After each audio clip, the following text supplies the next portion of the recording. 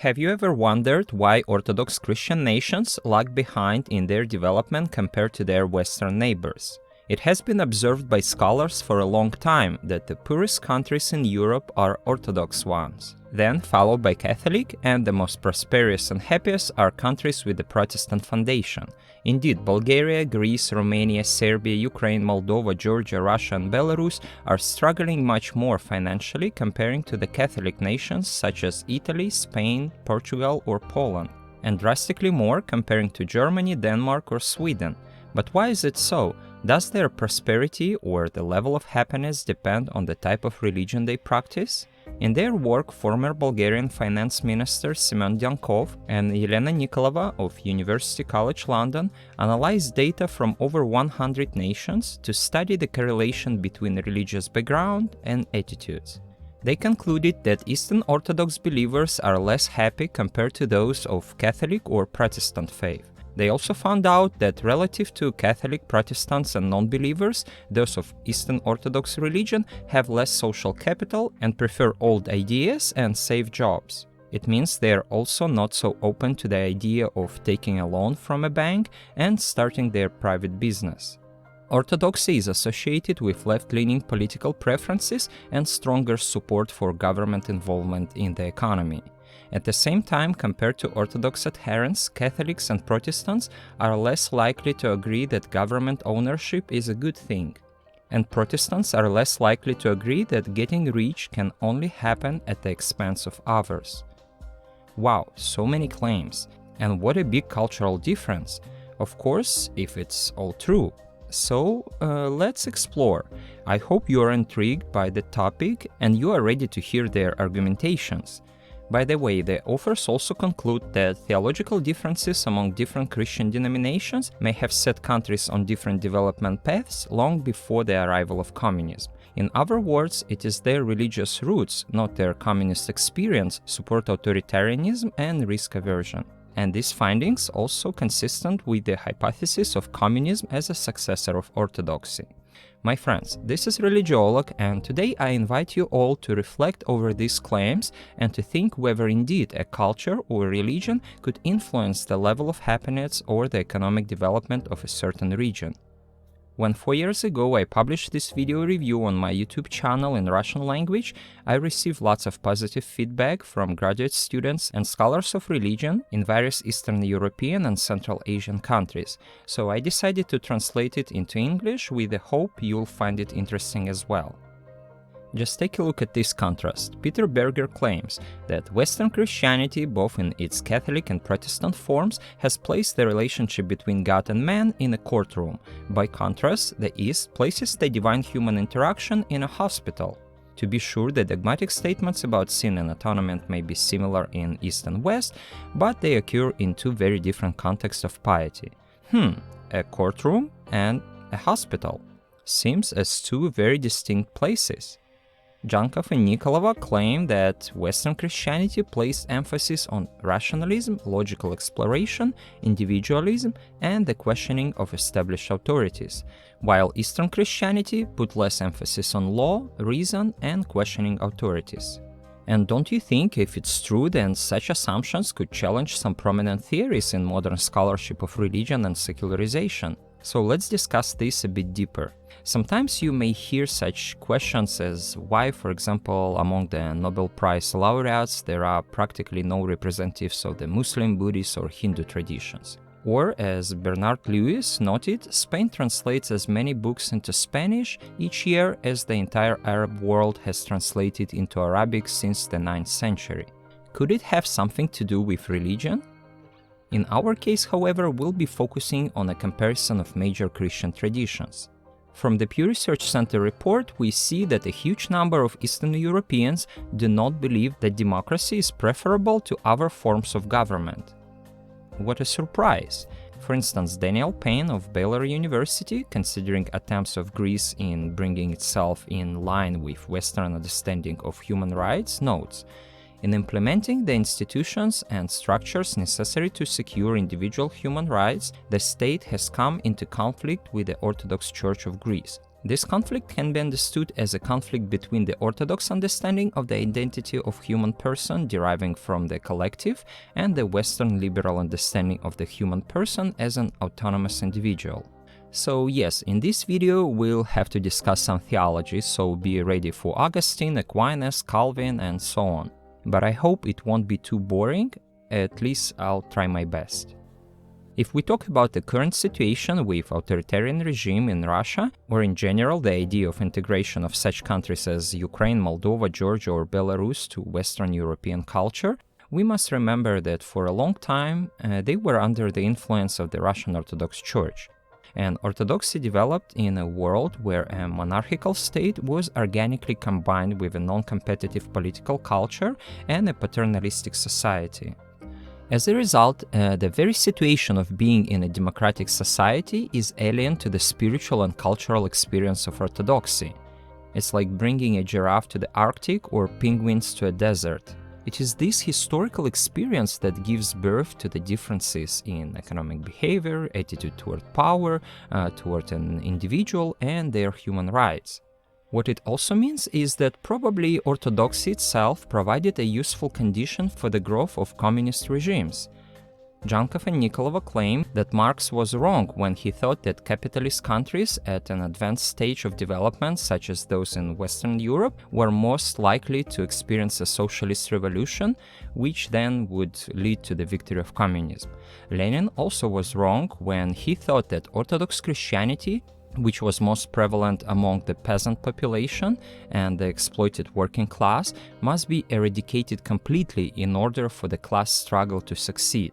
In contrast, Djankov and Nikolova support hypothesis of a prominent Russian intellectual Nikolai Berdyaev, who argued that communism succeeded precisely in those countries with a strong Eastern Orthodox tradition.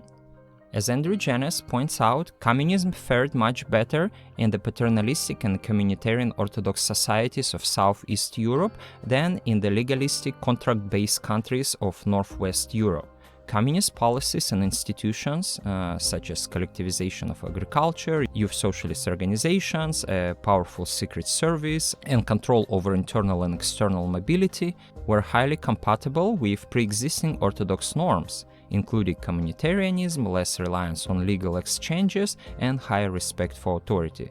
Basically, you see, in the Eastern Orthodox tradition, adherents are often taught it's better not to question God, and that suffering is a kind of normal condition of their life. By carrying your cross and by enduring through the misery of life without complaining, this is how you actually get to heaven. So if you want salvation, don't talk too much, don't question, and endure.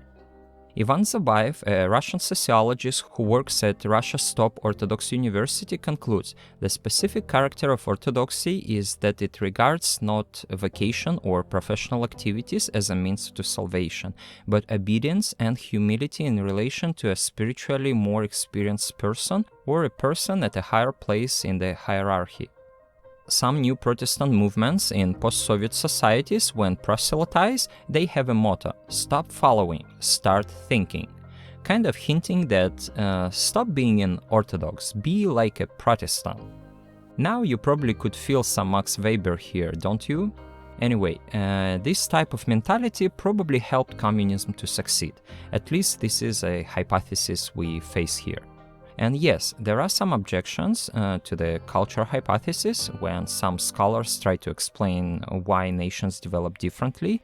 Acemoglu and Robinson, in their Why Nations Fail, the Regions of Power, Prosperity and Poverty, try to demonstrate insufficiency of so-called culture hypothesis, or what we also may call the theory of Max Weber about the influence of Protestant ethics on economic development.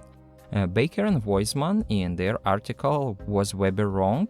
A Human Capital Theory of Protestant Economic History, also claim that the economic success of Protestant nations, in comparison with the Catholic ones, has to do more with a better level of education. Protestants generally are educated to a higher level than Catholics. But let's discuss all these at the end. Now I'd like to focus on how Djankov and Nikolova try to explain their hypothesis about different mentalities of the West and East. For that, they ask us to get back all the way to the times of Emperor Constantine. based on works of Janus, Lal, Huntington, Hussey, and others, authors argue that since the time of the Roman Empire, when Constantine shifted the Roman capital from Rome to Constantinople in order to avoid invasion from the north, the Church in the West and in the East also went different paths. The Western Roman Empire crumbled as a result of Germanic invasions, and the Church acquired an institutional independence, which led to a reciprocal relationship with the state. Eventually, it also allowed the Church of the West to become rich and independent from secular authorities. I won't go into details, but Deepak Lal in his work explains how the rise of individualism in the West, in both family affairs and economic exchange, was mediated by the Catholic Church between the 6th and 11th centuries. He explains what strategy allowed the Church to increase their wealth, so that, for example, in France at the end of the 7th century, 1/3 of productive land belonged to the Church. Nothing even close to that we will find in the East, where the Church almost totally depended on the secular authorities, while on the West we may find a situation when the Holy Roman Emperor Henry IV was excommunicated and deposed by Pope Gregory VII, and if you know the story, he ultimately was barefoot in the traditional clothing of monks, waiting for 3 full days at the gates of Pope's palace, and then knelt before Pope Gregory and begged for forgiveness. We cannot even imagine such a situation in the East. Here the Church remained subordinate to the state, partially because it was unable to acquire the same amount of wealth as Catholics did. It was accepted that rulers in Orthodox countries were born saintly and did not require sacralization of their authority by the Church. As early as the 4th century, Byzantine monarchs, rather than the Church, were deciding on ecclesiastical matters and even legislating on heresy and schism. In the last 500 years of the Byzantine Empire, imperial decrees were responsible for forcing out of office nearly 1/3 of all Orthodox patriarchs. So we can see the obvious difference between the Church of the West and the Church of the East. These early differences contributed to what position the Church occupied in society and how it participated in secular power structures. We may also think about the theological differences between Western and Eastern Christianity. Western Christian theology placed high emphasis on rationality, which culminated in the rise of scholasticism. Later it led to the development of universities in the High Middle Ages, and scholasticism also helped to lay the foundation for natural science and scientific way of thinking in general. Some may point to the link between the Islamic scholars such as Ibn Rushd, who helped introduce the works of Aristotle to Europeans. He had a great influence on Albert the Great, teacher of Thomas Aquinas, who later tried to combine the views of Augustine and Aristotle. Aquinas eventually played a big role in directing Europeans on the path of rational thinking. He was one step away from being accused as a heretic for his bold statements and his praise of Aristotle as a herod of Christ in matters of natural science. But eventually he succeeded. His ideas were very different from Augustine, whose approach was highly regarded earlier. Aquinas taught that faith and reason should be in harmony and complement each other. He taught to appreciate the natural world and believed that by studying the outside world, we can know God. We also can comprehend the will of God through reason. Augustine saw things slightly differently. He put more emphasis on faith, not reason. For him, faith precedes understanding. The will of God was incomprehensible, and the truth about God can be known not by reason, but by faith. At the same time, the material world and all earthly matters were not so important. A person could not save themselves by their own efforts. It's up to God. But we see that the approach of Aquinas eventually became dominant among Europeans. This way, since the 13th century, people have tried to substantiate the truth relying on self-reflection and reason. Later, however, we see that some Protestant theologians decided that it's too dangerous for believers because science had probably gone too far, so they began to return to Augustine's ideas about the impossibility of knowing God. You might also check this book. Here, Alan Kors of Pennsylvania University shares about the possible sources of disbelief in France. According to his hypothesis, the roots of atheism and attacks on the existence of God were caused to a significant degree by the vitality of controversies of Orthodox theistic culture itself. He reveals how theologians and apologists in 17th century France were obliged by the logic of their philosophical and pedagogical systems to create many models of speculative atheism because they needed to debate their opponents. This way, theological debate itself created foundation for the disbelief of the first generation of atheistic thinkers. Also, according to Samuel Huntington, Roman law influenced heavily Western Church writers, while philosophy played an important role in theological reasoning. He explains that the Orthodox civilization inherited far less from the classic civilization compared to the West. He also reminds that the Reformation and Counter-Reformation were also distinctively Western phenomenon. After the Reformation in the 16th century, among Protestants, monasticism was repudiated, and believers were urged to express their faith through rational and secular activities. Again, we see Max Weber here, and the idea that Protestantism led to religious individualism, innovation, and the tendency to question established authorities. Many of these religious attitudes were secularized, what possibly influenced the industrial evolution and led to the transformation of Western Europe. At the same time, the European Renaissance didn't have big effect on the Orthodox culture. That is why they put less emphasis on law, legal rights, and reason. Instead, they were closely associated with mystical, experiential, and ascetic phenomena. And maybe indeed they tried to understand their faith not so much through logic as through mystical experience and miracles. As Weber suggests, Calvin focused on rationalism and freed the religion from magic. These moments allowed the Calvinists to surpass the more traditional Lutherans and succeed in the developing world. In contrast, the Orthodox world was lacking development because the main focus was on preserving the past. They are convinced that they represent the true authentic Christianity, therefore they strongly oppose any reforms and any changes. Otherwise, you lose your authenticity. While the Catholic Church transformed itself drastically, especially after the Second Vatican Council, Orthodoxy is still quite conservative. Also, God is considered to be beyond rational grasping. But what is more important in our case is that they place a stronger emphasis not only on tradition, but also on communitarian values. Individuals are therefore less inclined to make decisions freely and critically, and to question established authorities. As Markides claims, all this probably resulted in the weaker emphasis on innovation in Orthodoxy and the lack of interest in a Western-type scientific revolution.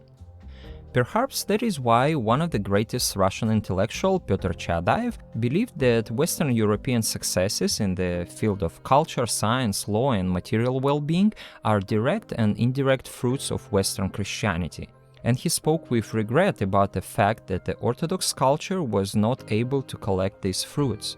He once wrote, "There is something in our blood that is hostile to any true progress, because we stand aside from the general movement where the social idea of Christianity was developed and formulated." Chadaev also criticized the Orthodox Church for not opposing serfdom.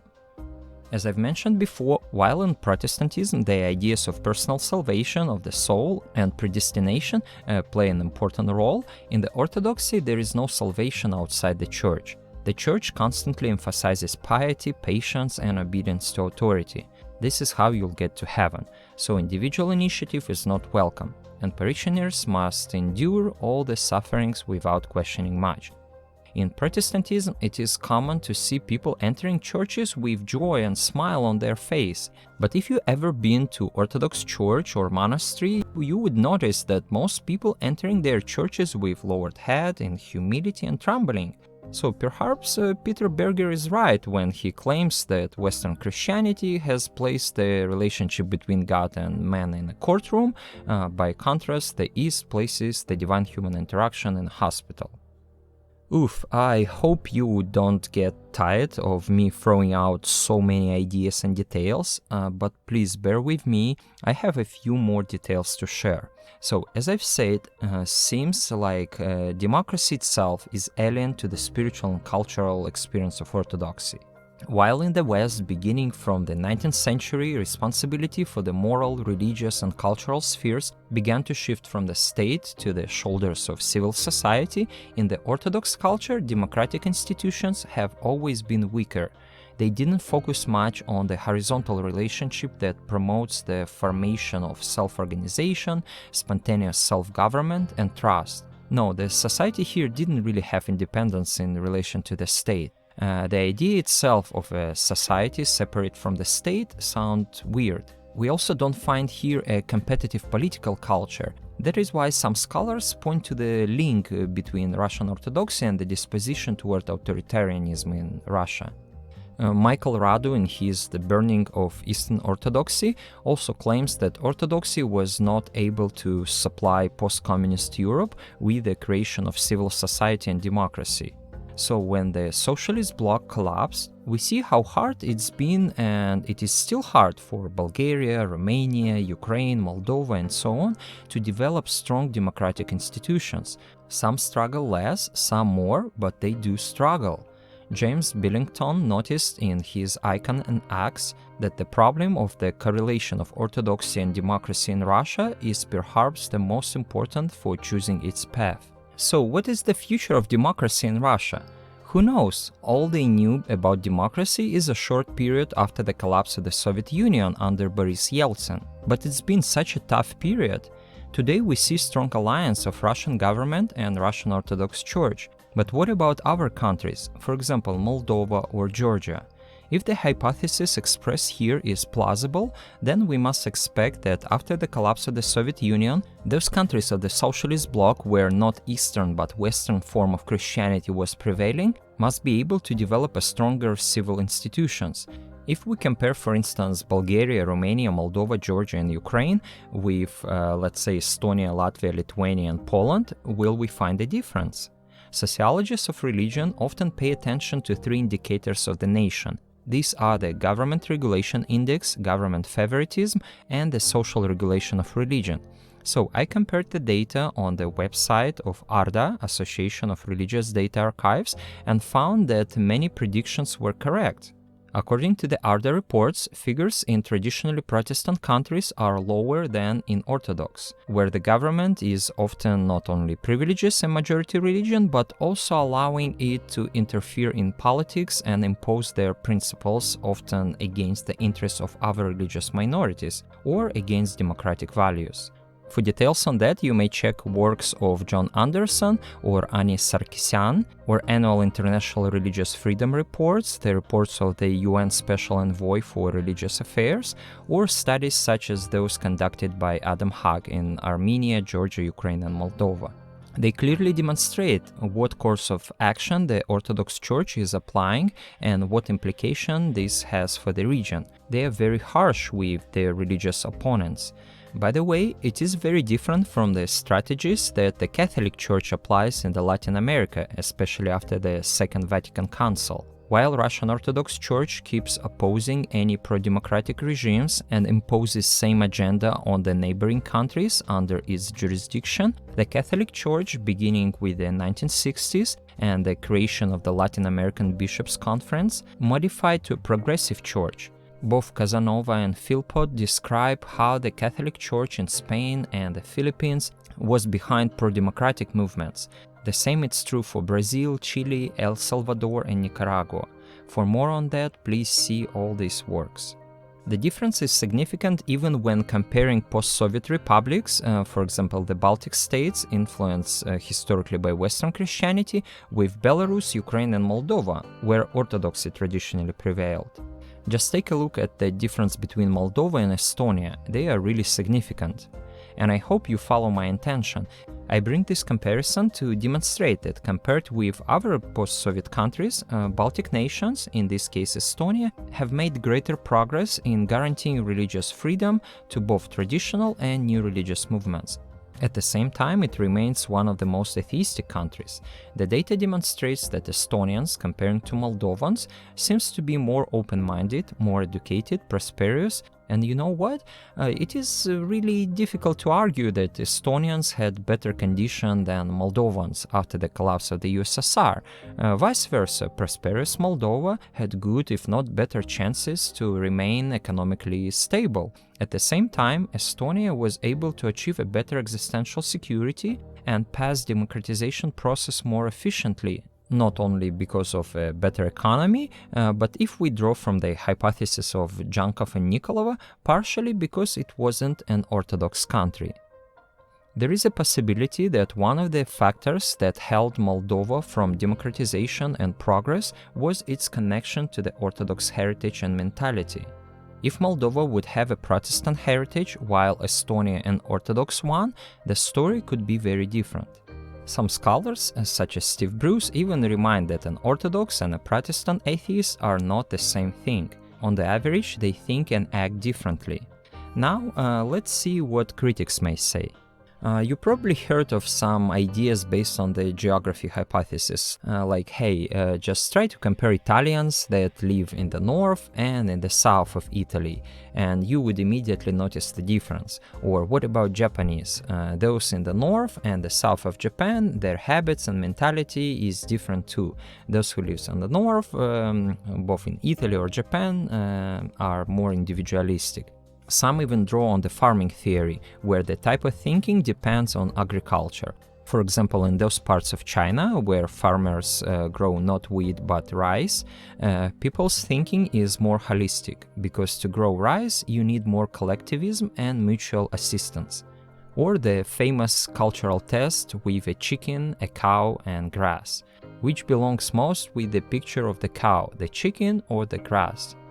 When tested on American and Chinese children, psychologists have found a striking difference.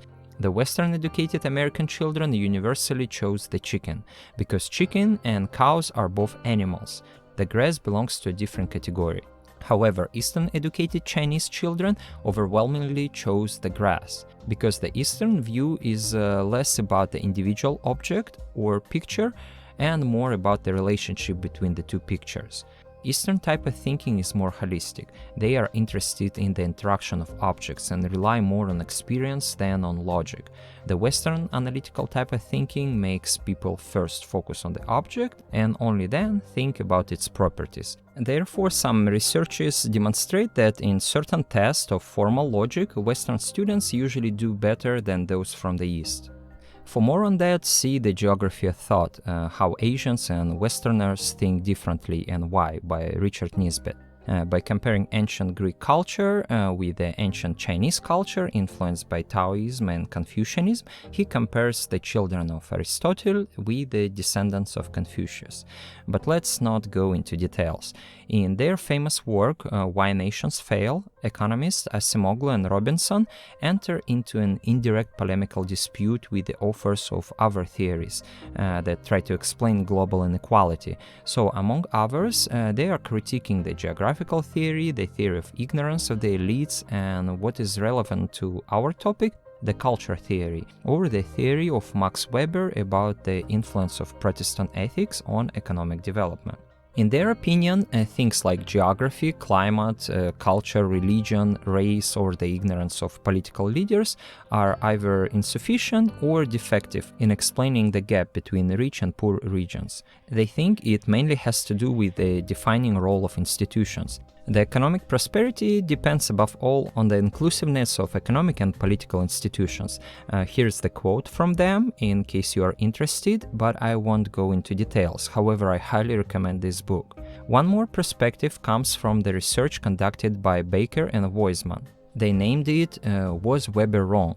A Human Capital Theory of Protestant Economic History. In that research, they provide an alternative to Weber's theory that Protestant economies prospered because instruction in reading the Bible generated the human capital crucial to economic prosperity. So they claim that Protestantism indeed led to higher economic prosperity, but also to better education. Protestants generally are educated to a higher level than Catholics. They have a higher probability of going to university and finishing their course. They also explained that Luther wanted women as well as men to be able to read the Bible. So not only did his followers set out to establish church schools in every parish, but girls went there as well as boys. Also later, while comparatively few Catholic women went to universities, in Protestant culture it became a norm much earlier. So they also related to women emancipation. But I hope you've noticed that religion has played a crucial role in such approach towards education. Interestingly, authors also noticed that France is a good example of how political secularism affects performance. Even though it historically was a Catholic country, unlike modern Italy, France distanced itself from religion, and as a result, they are doing way better economically than neighboring Italy. Now, what's your opinion on that? Do you think it could be a plausible thesis? Can secularism be correlated with an economic prosperity?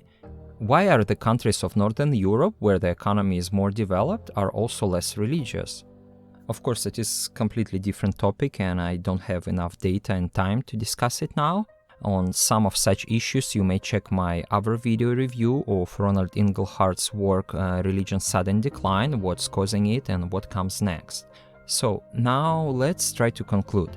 In any case, we can say that the topic of economic inequality is very complex, and there are possibly many reasons and factors involved. But religion may not be the last thing we want to think about when it comes to economic habits and prosperity or the level of happiness. I hope some of you remember my video about Emil Durkheim. I remind there that when Durkheim tried to explain why people in Denmark commit suicide 8 times more often than in Italy, one of the main reasons was comparison of Protestant mentality with the Catholic mentality. So, is there any truth in all the factors mentioned in this video? Well, I can't answer for yourself. I hope I was able to provide you with some information to process, and possibly I was able to provoke your curiosity to dig deeply into such research so that you eventually could make your own decision. Feel free to remind about democratic socialism in Scandinavia, authoritarianism in Italy, Germany, Portugal or Spain in the past. So not everything is so obvious in that picture. There are many yes, but, and yes, we must remember that our world is extremely complex, many phenomena are interconnected, also each of us lives with their own biases and we better be careful with any big claims. And what I've mentioned here might be just one of many reasons why Orthodox nations lag behind. Some even might claim that the way we should measure success is not in the material realm, but then it is a completely different value claim. And yet, some scholars think they were able to demonstrate how religious culture affects preferences and how preferences influence economic and political institutions. From my end, I just want to add that if this theory is plausible, then it might partially challenge some conclusions expressed by Norris and Inglehart in their Sacred and Profane. For example, when in the section A Religious Revival in Post-Communist Europe, they discuss how the process of secularization is related to human development and existential security, on the page 127 they state, standard indicators of human security, including the Human Development Index and the rate of economic growth during the last decade, predict the vitality of religion in people's life in this region, Eastern Europe, so successfully that we do not need to resort to institutional explanations based on the history of the relationship between the church and state, the persecution of religious authorities, levels of rivalry and competition among religious organizations, or whether a particular culture is mainly Catholic or Protestant, Orthodox or Muslim. And in this case, I would dare to disagree with Norris and Inglehart, because I do believe that in order to predict the vitality of religion in people's life in the future, we do need to rely on a deep qualitative study of that region. It could be very helpful to understand whether a particular culture is mainly Catholic or Protestant, Orthodox or Muslim. This particular understanding may help to some degree to realize why, for instance, Protestantism conquers traditionally Catholic Latin America, but Orthodox countries cannot. In some cases, it could be the cultural heritage rooted in religion that forms the national character that rejects or accepts liberal values, that inclines or not authoritarianism or obedience to the authorities. Eventually, it affects the path of development for a country, therefore such things should not be ignored.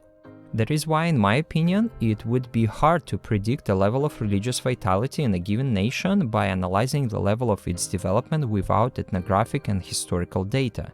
People in Poland have their reasons to be religious. Similarly, people in Czech Republic have their historical reasons to have hostility toward organized religion. And I do believe that if Ukraine, Moldova, Belarus or Georgia would be under the influence of Western forms of Christianity, they would be able to culturally separate themselves from Russian influence way faster, just like the Baltic nations did.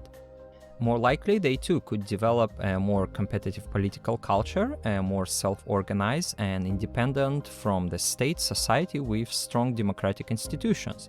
But it didn't happen, and after over 30 years of independence, Russia is still very influential in that region, and most citizens of Ukraine, Moldova and Belarus still associate with the Moscow Patriarchate of the Russian Orthodox Church, which makes this church highly influential in that region.